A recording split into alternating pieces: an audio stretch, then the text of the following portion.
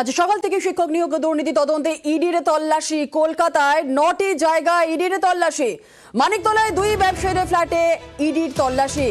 ব্যবসায়ীদের হাত ধরেই কালো টাকা সাদা করার অভিযোগ। আর শুধুমাত্র মানিকতলা এবং শুধুমাত্র মানিকতলাই নয়, এছাড়াও আপনাদের জানিয়ে রাখি আলিপুরেও ব্যবসায়ীর বাড়িতে ইডির তল্লাশি। শিক্ষক নিয়োগ দুর্নীতি তদন্তে ইডির তল্লাশি। কলকাতায় 9টি জায়গায় ইডির তল্লাশি। মানিকতলায় 2 ফ্ল্যাটে তল্লাশি এবং বড় বাজারেও সিএর অফিসে ইডির তল্লাশি।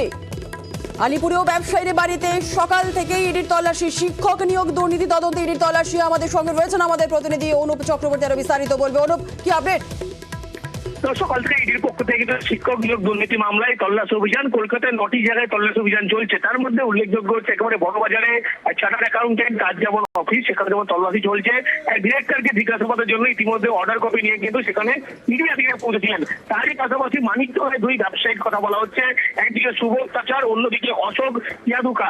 মূলত এই 2 ব্যবসায়ী তাদের বাড়িতেও কিন্তু মানিকতলায় ফ্ল্যাটে দীর্ঘ তল্লাশি করা হচ্ছে ইডির পক্ষ থেকে।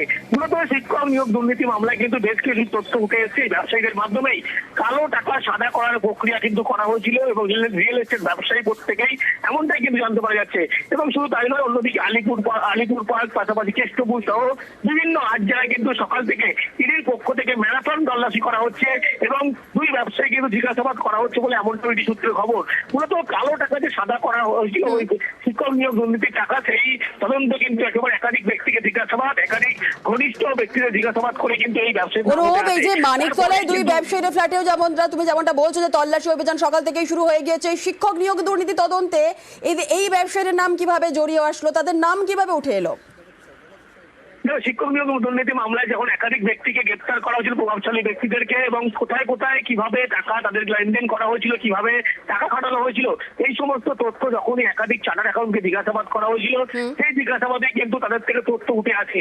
এবং এই তথ্যের পরিপ্রেক্ষিতে এই যে ব্যবসায়ীদের কথা বলতে সুবোধ চাচার, অন্যদিকে অশোক ইয়াদুকা সহ আরো যে ব্যবসায়ীদের বাড়িতে তল্লাশি চলছে, মূলত এই ব্যবসায়ীদের নাম কিন্তু সরাসরি উঠে এসেছিল যে তাদের ব্যবসার মাধ্যমে কিন্তু কালো টাকা সাদা করা হয়েছিল।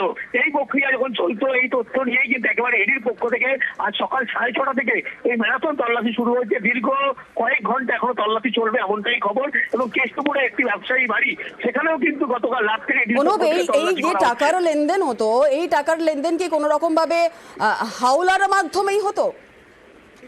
একেবারে তদন্তকারী আধিকারিক তারা কিন্তু এমনটাই জানতে পেরেছে যে শিক্ষক নিয়োগ দুর্নীতির মামলার যে টাকা, সেটা কিন্তু হাওলার মাধ্যমে কিন্তু একেবারে কালো টাকা কিন্তু সাদা করা হয়েছিল এবং গোটা প্রক্রিয়া কিন্তু হাওলার মাধ্যমেই চলতো। এই তথ্য যখনই পায় এবং এই সমস্ত কোম্পানির একাধিক ব্যক্তি কিন্তু ইডির পক্ষ থেকে জিজ্ঞাসাবাদও করা হয়েছিল। সেই জিজ্ঞাসাবাদের পরে একাধিক অ্যাকাউন্টেন্ট থেকে শুরু করে চার্টার্ড অ্যাকাউন্টেন্ট, তাদের থেকে তথ্য মেলে এই ব্যবসায়ীদের নামে। এরপরে কিন্তু আজকে সেই ব্যবসায়ীদের বাড়ি এবং অফিস বিভিন্ন জায়গায় কিন্তু ইডির পক্ষ থেকে তারা হানা দিয়েছে। জুনেলা, বেশ বেশ বেশ একেবারেই আপাতত ধন্যবাদ। আর এরই পাশাপাশি মানিকতলার যে ছবি দেখছেন, মানিকতলাতেও ব্যবসায়ীদের বাড়িতে ইডির তল্লাশি সকাল থেকে চলছে। আমাদের প্রতিনিধি ওমকার রয়েছে সেখানে।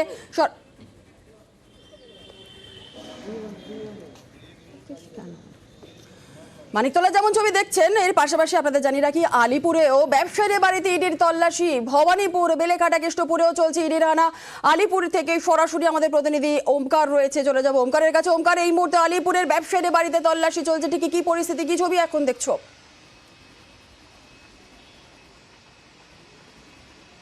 দেখো, অত্যন্ত অভিজাত এলাকা এই আলিপুর পার্ক প্লেস। এই এলাকারই একটি অভিজাত আবাসন এবং সাউথ সিটির, এবং সেই আবাসনেরই 3rd ফ্লোরে এই মুহূর্তে এনফোর্সমেন্ট ডিরেক্টরেটের আধিকারিকরা কিন্তু এসে পৌঁছেছেন। মূলত নিয়োগ দুর্নীতির যে টাকা, সেই কালো টাকা সাদা করা হয়েছে এই ব্যবসায়ীদের মাধ্যমে, এমনটাই কিন্তু এনফোর্সমেন্ট ডিরেক্টরেটের আধিকারিকরা পার্থ চট্টোপাধ্যায় সহ মানিক ভট্টাচার্যদের জিজ্ঞাসাবাদের পর তারা কিন্তু জানতে পেরেছেন। এবং এই যে ব্যবসায়ী বাড়িতে এই মুহূর্তে তল্লাশি অভিযান চলছে, এই ব্যবসায়ী কিন্তু একজন রিয়েল এস্টেটের ব্যবসায়ী এবং তার মারফতেও কিন্তু কালো টাকা সাদা করা হয়েছে, এমন কিন্তু তথ্য এনফোর্সমেন্ট ডিরেক্টরেটের আধিকারিকদের কাছে উঠে এসেছে। সেই জায়গা থেকে দাঁড়িয়েই কিন্তু আজকে যেরকম শহর কলকাতায় মোট 9টি জায়গায় তল্লাশি অভিযান চলছে, ঠিক একই রকম ভাবে আলিপুর পার্ক প্লেস, এখানে এই অভিজাত আবাসন, সেই আবাসনও কিন্তু এই মুহূর্তে 3rd ফ্লোরে তল্লাশি অভিযান চালাচ্ছে এনফোর্সমেন্ট ডিরেক্টরেট। মূলত যে বিষয়টি উঠে আসছে তা হচ্ছে গিয়ে যে এইখানে হাওয়ালার মাধ্যমে যে টাকা বিভিন্ন জায়গায় লেনদেন হয়েছে বা কালো টাকা যেভাবে ক্যাশ বা নগদ যেভাবে নেওয়া হয়েছে বিভিন্ন শিক্ষক চাকরি প্রার্থীদের কাছ থেকে, সেই টাকা কিন্তু এই রিয়েল এস্টেট ব্যবসায়ীদের মাধ্যমে সাদা করা হয়েছে। ওঙ্কার, এই যে এমনটাই কিন্তু আলিপুর পার্কে যে ব্যবসায়ীদের বাড়িতে ইডির তল্লাশি অভিযান চলছে, কতজন ইডি এর অফিসাররা এসেছেন, একটু কখন এসে পৌঁছেছেন, সেই বিষয়ে কিছু জানতে পারছো?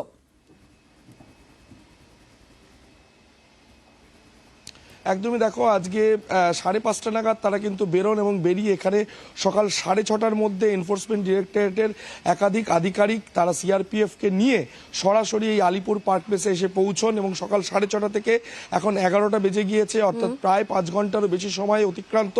এখনো পর্যন্ত কিন্তু এনফোর্সমেন্ট ডিরেক্টরেটের আধিকারিকরা তল্লাশি অভিযান চালিয়ে নিয়ে যাচ্ছেন এই ব্যবসায়ীর বাড়িতে। মূলত যে বিষয়টি জানা যাচ্ছে তা হচ্ছে নিয়োগ দুর্নীতিতে ধৃত একাধিক ব্যক্তি, তাদের কাছ থেকে জিজ্ঞাসাবাদ করার পর বেশ কিছু ব্যবসায়ীদের নাম, বেশ কিছু সিএর নাম তারা কিন্তু পেয়েছিলেন। তার মধ্যেই কিন্তু অন্যতম এই যে ব্যবসায়ী, এই আলিপুর পার্ক প্লেসের এই অভিজাত এলাকা এবং অভিজাত আবাসনের 3rd ফ্লোরে তিনি থাকেন এবং সেখানেই এসেই কিন্তু এনফোর্সমেন্ট ডিরেক্টরেটের আধিকারিকরা আজ সকাল 6:30টার সময় উপস্থিত হয়েছেন এবং এখনো পর্যন্ত তল্লাশি অভিযান যে প্রক্রিয়া সেটা কিন্তু চালিয়ে নিয়ে যাচ্ছে এবং পাশাপাশি প্রয়োজন পড়লে ওই ব্যবসায়ীকে কিন্তু জিজ্ঞাসাবাদ করা হবে, এমনটাও কিন্তু এনফোর্সমেন্ট ডিরেক্টরেটের সূত্র মারফত আমরা জানতে পারছি।